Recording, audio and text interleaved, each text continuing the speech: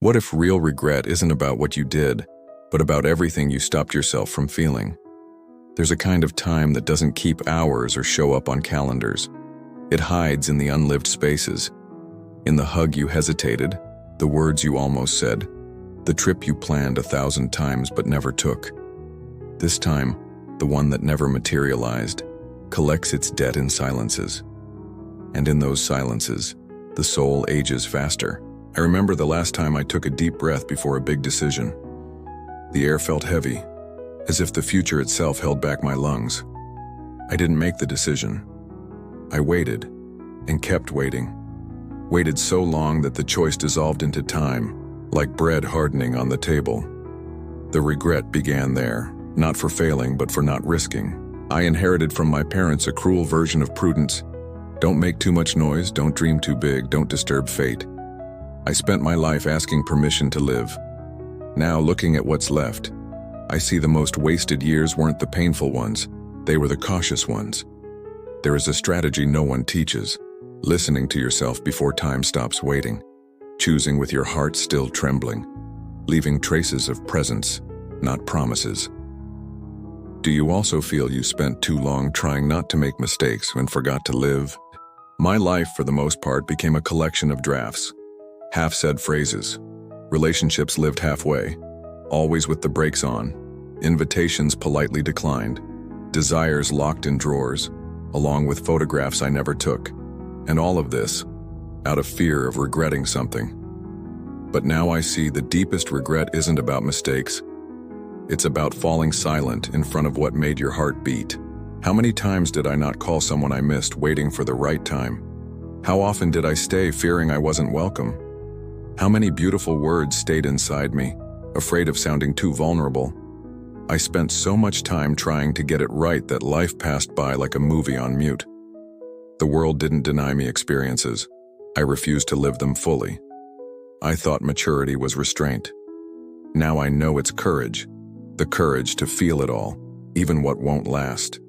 Courage to show myself even at risk of being forgotten. Courage to try even with a tired body. There's a shelf in my house with unused things. China saved for special occasions. A dress I waited to fit into. Perfume I saved for an unforgettable night that never came.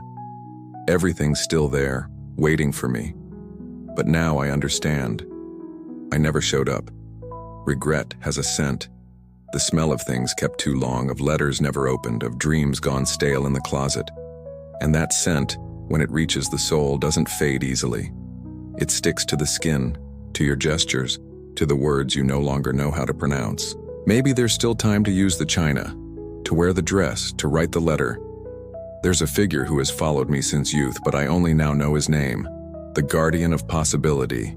He lives at the edge of every decision I postponed.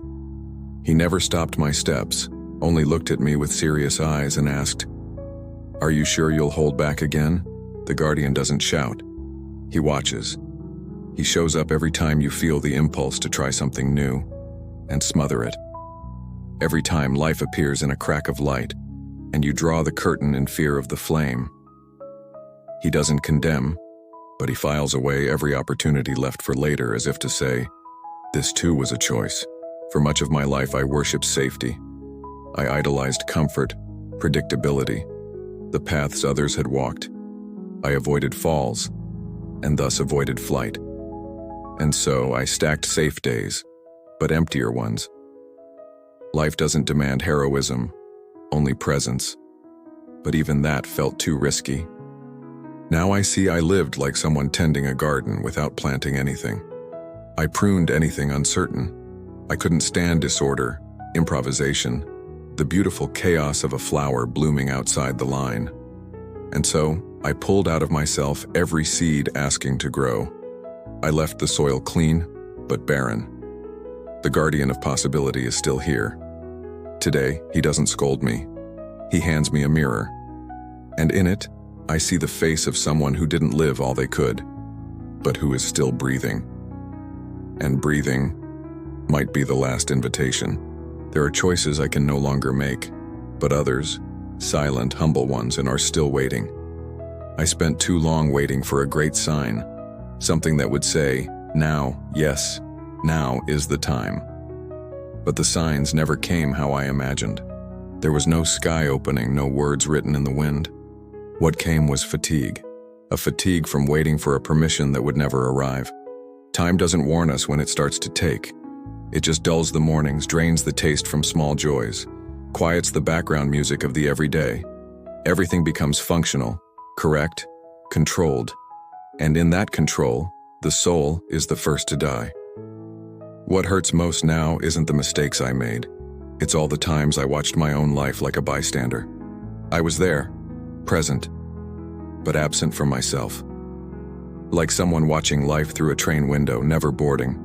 And yet, among these ruins, one gesture remains: the ability to look back without hatred, to accept that even the things I didn't live taught me something, to see that caution, for years, was a way of protecting myself. And now I can let it rest. Aging is not the same as ending. It is the beginning of a different courage. A quiet, deep courage. The courage to stop waiting for ideal conditions. To create beauty from what's left. To live what remains with the dignity of someone who's fallen and still chooses to bloom. There's an open window in me, and for the first time the wind enters, not as threat but as promise. I don't know how much time I have left, but I do know what I won't leave for later. If I still have one afternoon, let it be whole. If I still have one conversation, let it be honest. If I still have one gesture of love, let it be now. The best strategy for what remains is not in new plans, but in old recoveries. It's not about changing the world, but about shifting the way you touch it. To live without regret is, deep down, a form of tenderness toward the time that still beats within you. I've learned, too late, that it's not grand gestures that save a life from regret. It's recurring subtleties. Sitting without haste, listening without rehearsing a reply, remembering yourself before sleep. What remains of time doesn't ask for grandeur. It asks for presence. The future no longer interests me as it once did. I don't seek promises. What I long for is a fuller now. A now that doesn't need to be captured in photos or approved by others. A now that fits me, with wrinkles, pauses, silences. A now that doesn't run from me. I look at the small ruins I've gathered. Unread books, postponed calls, swallowed emotions. But not with guilt, with reverence. Because even in what I didn't live, there was protection. Now I can see these absences not as failures, but as seeds that slept. And some might still bloom. Maybe the best strategy to live without regret is to stop negotiating with time, to stop asking for more hours, and instead offer full presence to what remains. 1 minute lived with soul is worth more than a distracted year. Today, I choose not to save the best parts of me for later, not to hide joy, nor delay tears. If what's left is a single thread of life, let me live it like one final chord, with surrender, with beauty, with full attention. Tonight, before sleep, turn off every light in your home. Leave only one candle lit. Sit in front of it as if facing something sacred. Take a piece of paper. Write one sentence. There is still time. No need to explain. No need to understand. Just read that sentence aloud until it melts into your silence. Then fold the paper and hide it in a secret place. One only you will know. This is your pact, not with the future, but with what still breathes inside you.